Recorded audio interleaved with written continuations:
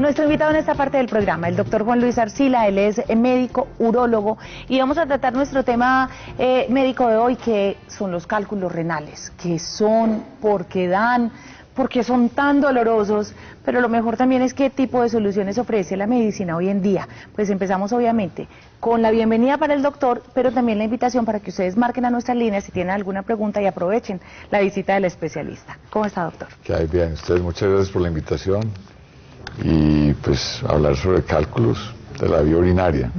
¿Cálculos de la vía urinaria o cálculos renales como se les llama comúnmente? Sí, los cálculos son, todos tenemos cristales en la orina, son sustancias de desecho, producto del metabolismo de lo que comemos y se expulsan en la orina en pequeñas cantidades, y hay una serie de mecanismos que evitan que los cristales se peguen unos a otros, o porque hay gran cantidad de cristales o porque se pierde las sustancias que evitan que se adhieran unos cristales a otros, se forman piedras, cálculos, y los cálculos se forman en el riñón.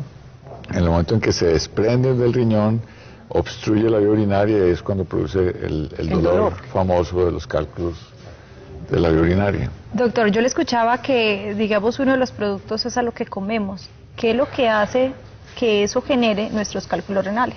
A ver, hay toda una serie pues de leyendas acerca de qué produce cálculos y qué no. Y sí, al fin de cuentas pues son sustancias de desecho, productos del metabolismo de lo que comemos, pero la cosa es mucho más compleja y realmente mientras tengamos una dieta normal, sin exageraciones, y tengamos una buena hidratación, una buena cantidad de líquidos que ingiramos, la probabilidad de formación de cálculos es muy remota. Tiene que tener una alteración metabólica, un problema de metabolismo que permite que los cristales se peguen unos a otros.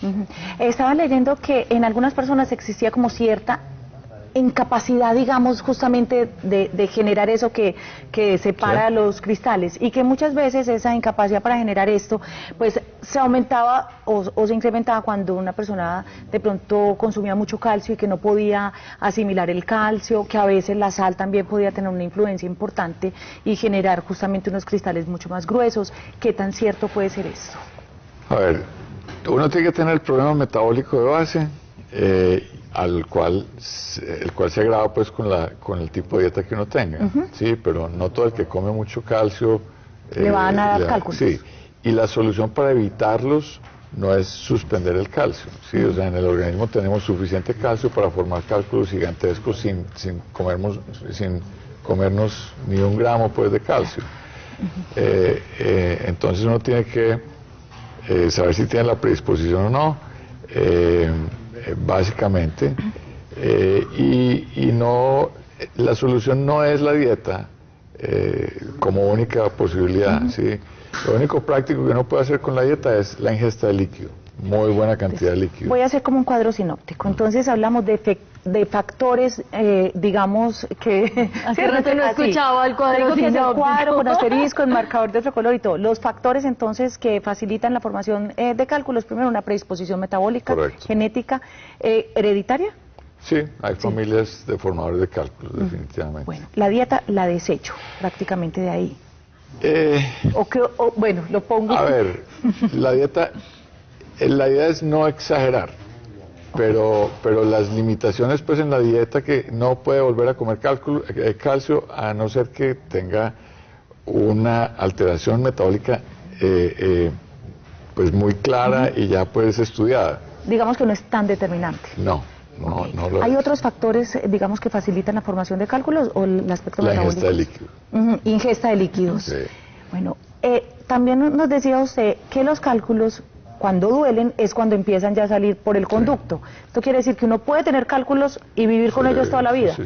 Mientras ellos no salgan, no duelen. El cálculo se forma en el riñón. Mientras esté en el riñón y no tenga un gran crecimiento dentro del riñón, o no se desprenda y obstruya la vía urinaria, uno no puede pasar la vida entera sin tener sin saber que los molestia, tiene. sin saber que los tiene. Sí, exactamente. ¿Qué pasa con esos cálculos que ya presentan molestias en el paciente y no pueden ser eliminados vía, o sea, a través del conducto urinario? Cuando el cálculo, a ver, el ureter, el conducto de salida del riñón, tiene un diámetro mayor de 6 milímetros. Entonces, pues lo que uno maneja como parámetro es, si el cálculo tiene hasta 6 milímetros, es susceptible que sea expulsado por vía natural. Manejo pues de analgésicos y algunas drogas que ayudan a la expulsión del cálculo. Entonces ese es el parámetro, pero si uno le hace un estudio a un paciente que tiene un cálculo de 8 milímetros o de 1 centímetro en el riñón, la probabilidad de expulsar ese cálculo es prácticamente ninguna. Entonces hay diferentes alternativas de tratamiento. Existe lo que se llama la litotripsia extracorpórea. La litotripsia extracorpórea es una máquina, es como un cañón que se pone en el costado del paciente, se ubica el cálculo con rayos X y se genera una onda de presión, una onda de choque, una onda de presión que viaja por los tejidos, y cuando encuentra el cálculo lo va desayunando y él sale por la vía natural ya en pedacitos, en fragmenticos. O sea, ¿no es doloroso ese procedimiento? El procedimiento como tal no es muy doloroso, es incómodo y se hace con sedación, no necesita anestesia. Sí. Se hace con sedación porque molesta un poco y porque el paciente tiene que quedarse muy quieto para no perder el punto focal del cálculo, pues para que el cálculo no se desubique y la onda pues viaje realmente y se encuentre con el cálculo. Entonces se hace con sedación, sin anestesia. Eso es la solución para la mayoría de esos cálculos. Hay algunos supremamente grandes que tantos fragmentos saliendo por el ureter generarían un problema, entonces ahí habría otras formas de procedimientos ya quirúrgicos. Doctor, antes como de hablar de los otros tratamientos que hoy en día se presentan, ¿por qué no hablar también como de las características del dolor de cálculos renales? ¿Cómo diferenciar un dolor de un cálculo renal a un dolor causado por otro trastorno, digamos? Un lumbago. Sí. Por ejemplo, sí, yo no sé. Sí, porque a todo el que le duele, aquí tiene un dolor en los riñones. A ver, la característica del cálculo, del dolor producido por el cálculo renal es, primero, que el 99%, yo diría 0.9, es de un solo lado, duele o un lado o el otro.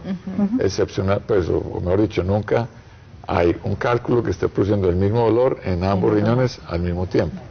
Entonces siempre son dolores en un solo lado, unos dolores a la altura de la región lumbar y generalmente se irradia hacia adelante. Que esa es otra cosa, uno siempre dice, es que me duelen los riñones y se toca acá, los riñones son más arriba. Es más arriba. Es más arriba, y tú le dices los riñones y es por acá, y no, que el riñón es más arriba de lo que uno...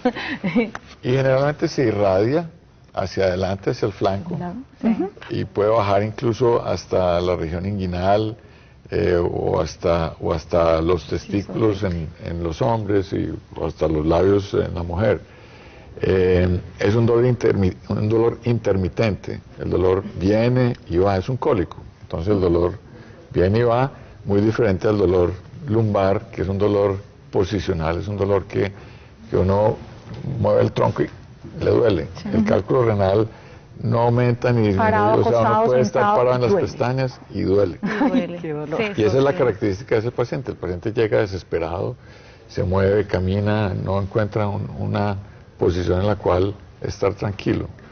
El dolor lumbar, del muscular, articular, es un dolor que con la posición, si yo doblo el tronco, me duele, me impide, pero si me quedo quieto, no tengo tanta molestia. Una vez que ya se determina, sí, es un cálculo renal, ¿cómo tratarlo? Entonces ahí sí vamos, ya nos hablaba usted de un tratamiento, vamos a bautizarlo el de rayos X, que es más fácil el nombre. ¿Cómo se llama?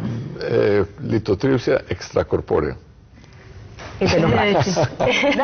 Que si, me imagino yo, si hay varios cálculos, porque puede suceder que hay uno que ya esté bajando, digamos, por el conducto, pero otros que estén en el riñón, se determinará si se destruyen todos o no. A ver, lo primero, un estudio de rayos X, pues, de imágenes donde sabe uno dónde está el cálculo y qué tamaño tiene, ¿sí?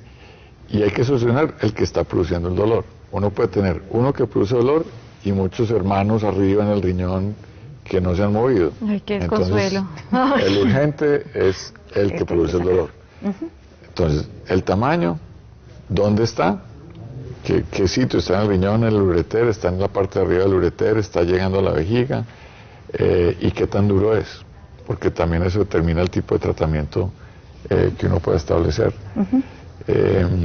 Generalmente los que producen mucho dolor agudo son cálculos que se desprendieron y están en vía de llegar a la vejiga. Están muy cerca de la vejiga generalmente, que es el sitio más estrecho de la vía urinaria. El sitio donde el ureter entra en la pared de la vejiga. Ese es donde se atrancan por la gran mayoría de los cálculos. Y además de este tratamiento, ¿cuáles otras opciones existen? Hoy en día hay equipos endoscópicos que se introducen por la vía urinaria, por la uretra, a la vejiga, al ureter. Hay equipos de estos rígidos y hay unos flexibles. Entonces, dependiendo de qué tan arriba esté el cálculo, uno puede abordar el cálculo con uno de estos equipos.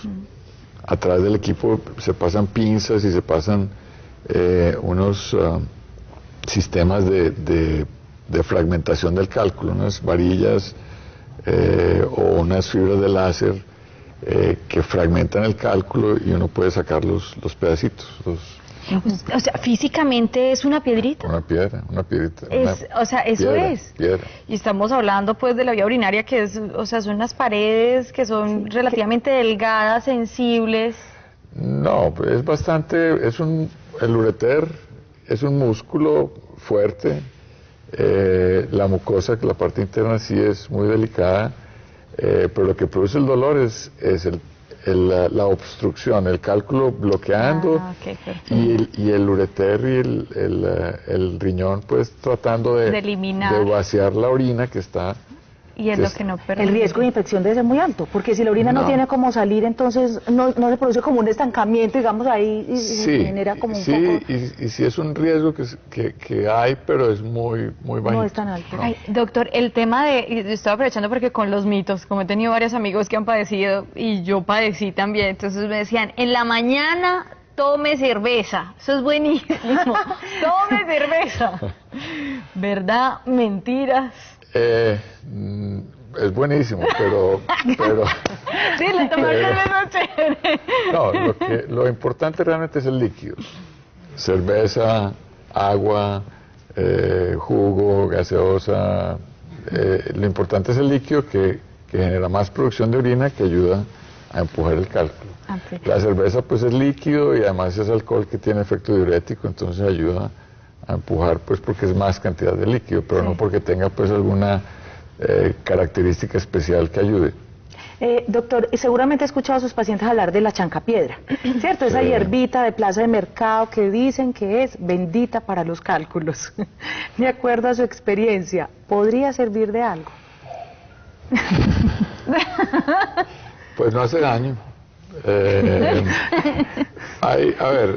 Incluso en estos días estuvimos comentando un estudio que hay por ahí de la chancapiedra, un estudio pues con bases científicas y que hablan de algún beneficio que pueda tener, pero que yo haya visto pues un paciente que se tomó la chancapiedra y fragmentó el cálculo, porque es que lo que dicen es que lo fragmenta. Debe ser por el líquido. Que ayuda. Generalmente lo que ocurre, porque no solamente chancapiedra, sino que hay N.000 recetas diferentes. Todo el mundo maneja una receta distinta y tómese las barbas del chocolo, agua de no sé qué. Entonces, mientras pasa el tiempo, el paciente se toma el líquido con el agua de tal cosa, expulsó el cálculo que lo iba a expulsar de todas maneras. Entonces, lo que estaba tomando en ese momento es la receta para todo el mundo. La panacea. Ay, yo tengo que aprovechar porque ahorita Luchi hacía como una acotación acerca de esta enfermedad y si de pronto el estrés podría generar aumento en los cálculos renales. Tengo un íntimo amigo que cada que está estresado, bota cálculo.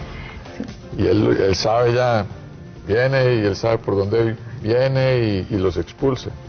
Y él lo tiene claramente asociado. Sacó la piedra. Sí, es que yo eso escuché una vez, que es literalmente, vea, me sacó la piedra, fue que las personas, digamos, con temperamento más fuerte tienen de pronto más predisposición. Eso no está descrito en ninguna parte, pero que los hay.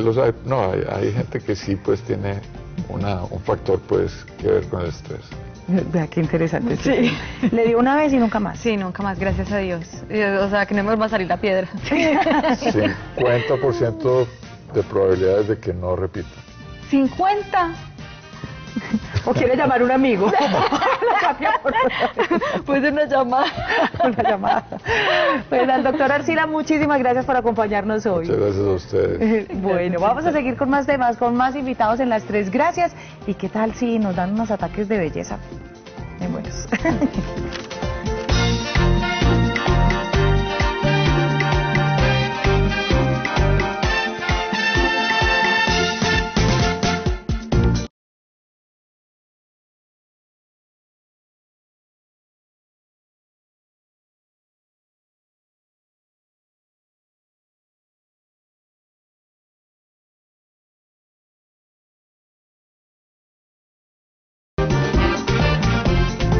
Yo creo que todos estamos de acuerdo. Una de las carnes más ricas que hay es la carne de cerdo. Además, entre otras, es el animal del cual se aprovecha la mayor cantidad de carne, o sea, cuya carne es, digamos, es más comestible en proporción o en comparación con otros animales. Pero uno a veces cuando come cerdo se siente culpable. Dice, ay, no, toda la grasita que le estoy metiendo al cuerpo, ¿sí o no? O uno dice, ay, ese cerdo, es que eso tiene que estar cocido y hasta que no está reseco no para de echarle candela a eso, y resulta que eso hoy en día está muy revaluado. Vamos a hablar justamente de los mitos y las realidades del consumo de carne de cerdo y nos acompaña Liliana Galindo, quien es directora del área de comercialización y mercado de la Asociación Colombiana de Porcicultores. Pues muchas gracias, Liliana, por acompañarnos. Bienvenida a las 3 gracias. ¿Cómo estás? Gracias por la invitación, muy bien. Bueno, ¿verdad que el cerdo es uno de esos animales que tiene una carne sencillamente deliciosa? Sí, y ayudándote en lo que estás diciendo de esos mitos y realidades de la carne de cerdo, te cuento que no se deben sentir culpables, porque hoy en día con la producción tecnificada en las granjas de porcícolas se produce carne de cerdo muy saludable. Los cerdos de hoy en día no comen nada de eso de que creíamos que comían, pues como siempre los conocíamos, sino puro concentrado. Y esto nos ayuda a que la carne sea mucho más saludable, los cortes magros sean mucho más magros y mucho más ricas también. Liliana, con el tema de la salud hay un temor muy grande. Sé que mucha gente dice, no, es que el cerdo tiene un parásito que eso si se le mete a uno al cerebro pues lo puede hasta matar. ¿Cómo es que se llama ese parásito? Cisticerco. Cisticerco. ¿Qué es eso y cuál es la realidad frente al tema de su presencia en la carne de cerdo? El cisticerco lo podemos encontrar igual en las verduras, si no las lavamos bien, en fresas, en legumbres, en las lechugas, pero como la producción tecnificada y más en esta región, en Antioquia, la producción tecnificada ha ayudado a que la producción de carne de cerdo sea mucho más efectiva, mucho más saludable, y por eso no es tan cierto que si yo consumo o cuando la consumo la tengo que cocinar pues muchísimo tiempo para matarle cualquier bicho, como dicen las señoras. No es cierto, es un mito que en este momento pues los invitamos a conocer en un gran evento que a partir de mañana tenemos aquí en Medellín. Bueno, ya les vamos a hablar del evento porque se va a realizar mañana y pasado mañana y todos están invitados a participar. Otro de los mitos es, no es que la carne de cerdo es deliciosa, pues que es muy grasosa. Entonces uno a veces se come, en el chicharrón pues el nuestro que tiene que tener 100 patas como mínimo, o comerse una chuleta o algún pedazo de carne de cerdo que tiene su gordito así, que por lo general es el que más rico sabe. Entonces dice, se me elevó el colesterol, se me fueron los triglicéridos por las nubes. ¿Es más grasosa la carne de cerdo que otras carnes? No, es totalmente, es otro mito.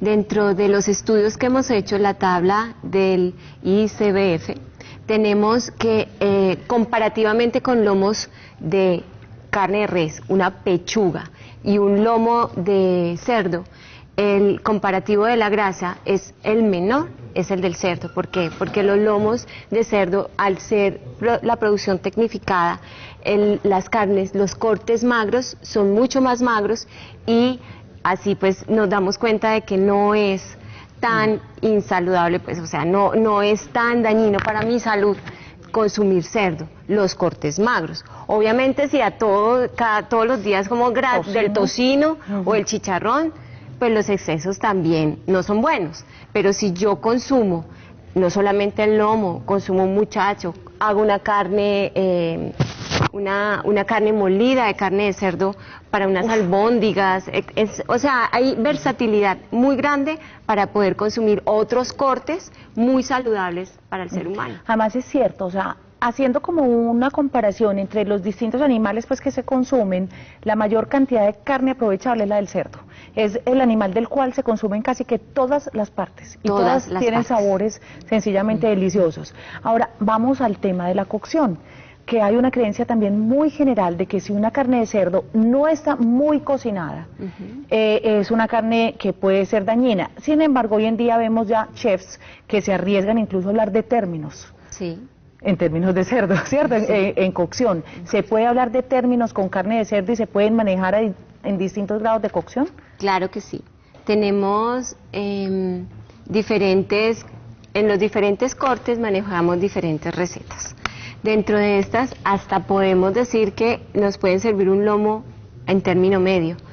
Hemos tenido un éxito total con un plato que uno de los chefs invitados en esta feria de la carne de cerdo va a estar diciéndonos si ese es el cerdiche, que lo podemos cocinar como ceviche. O sea, cocinado en ácido. En limón. En limón. Cerdiche. Cerdiche. Ay, eso hay que probarlo. Claro que sí. Sabes que ahorita que tuve la oportunidad de estar en Mistura, esta feria gastronómica en el Perú, uno de los invitados más importantes era un chef australiano, de los más grandes de Australia. El plato estrella, estuve en la conferencia de él y me quedé asombrada porque eso lo mostraban como si fuera el descubrimiento mundial en cocina, y el plato de él era una papa de cerdo. Esa papa estaba ya pues cocinada, muy rica y todo, y luego emplatada con unos hongos de no sé dónde. Y yo decía, pero qué, si en Medellín comemos papa de cerdo, pues desde que uno tiene memoria, pero a nivel de la gastronomía mundial te digo que estaba pues como en el curubito. Pero hablemos como de esa crianza también de los cerdos, que a veces se creía que el cerdo mientras más basuras le echaba y más sobrado se le echaba, entonces más bueno quedaba. Nos has hablado con insistencia del tema de la tecnificación en la crianza del cerdo. Es muy importante tener eso en cuenta, o sea, no todos los cerdos están bien alimentados y el origen, o sea, el lugar donde compramos es muy importante para garantizarnos justamente como todas estas condiciones que hoy nos mencionas. Sí, claro. Nosotros dentro de la Asociación Colombiana de Porcicultores tenemos programas que incentivan a los porcicultores a tener esas ciertas buenas prácticas en su trazabilidad. Tenemos un programa que se llama el sello de respaldo a los puntos de venta, donde desde la asociación con una entidad certificadora garantizamos que el punto de venta que tiene ese sello tiene todas las buenas prácticas de manufactura desde la granja, o sea, es una granja tecnificada, que los cerdos son 100% alimentados muy bien, llegan a una planta de sacrificio acreditada y adicionalmente así llega. En toda la cadena cárnica certificamos que el cerdo que el consumidor final llega a ese punto a comprar viene de muy buena procedencia. Que uno lo pueda comprar, sea en el restaurante más sencillito en Medellín, o el huequito de esos que uno tiene, que sabe que come un chicharrón muy rico, una carnita de cerdo muy buena, hasta el restaurante más elegante y tenga la tranquilidad de que eso viene bien manejado. Porque entre otras la Asociación Colombiana de Porcicultura, de Porcicultores, ha hecho un trabajo que es maravilloso, el involucrar justamente a todos los integrantes de la cadena. Sí. Parte de eso lo veremos reflejado mañana y pasado mañana en la feria. Hagamos la invitación para nuestros televidentes. Ok, quedan cordialmente invitados a la tercera versión de la Feria de la Carne de Cerdo que vamos a realizar en el Parque de las Azaleas del Jardín Botánico. A partir de las 10 de la mañana allí se darán cita expositores como comercializadores de la carne de cerdo, donde ustedes conocerán grandes versatilidades de recetas, preparaciones deliciosas Vamos a tener chefs invitados como Bernardo Gómez, como Daniel Riveros, que son a nivel nacional unos expertos en manejo de carnes y más de la carne de cerdo. Entonces, pues, quedan cordialmente invitados a que nos acompañen a partir de mañana a las 10 de la mañana. Daniel Riveros, que mañana me va a estar acompañando en la Sartén por el Mango, y él es el director de la Escuela Mariano Moreno aquí en Colombia. Sí. Es excelente. Y Federico Trujillo también va a estar allá. Sí, sé que Fede va a estar también en alguna parte de la feria. Nos encontramos allá si quiere. Mañana es el show de él. Y puede ir uno a Mañana comer y probar de todo. De todo, pues allá van a encontrar recetas deliciosas con estos expertos de la gastronomía y adicionalmente también con las escuelas de cocina de la región. Vamos a estar la Facultad de Gastronomía del SENA y obviamente la Escuela de Gastronomía Mariano Moreno. Ay, no, qué dicha. Una carnita de cerdo con la piel tostadita. Díganme si no es lo más rico que hay. Eso no necesita sino uno sentarse con paciencia a darle cuenta. Muchas gracias por estar con nosotros. Gracias a ti por la invitación. Antes de seguir con más temas en directo, Olguita nos tiene preparada esta nota en compañía de Elizabeth Vélez. Vamos a hablar del colágeno. No se pueden mover porque enseguida viene nuestro cambio de look, que quedó preciosa, y más temas aquí en Las Tres Gracias.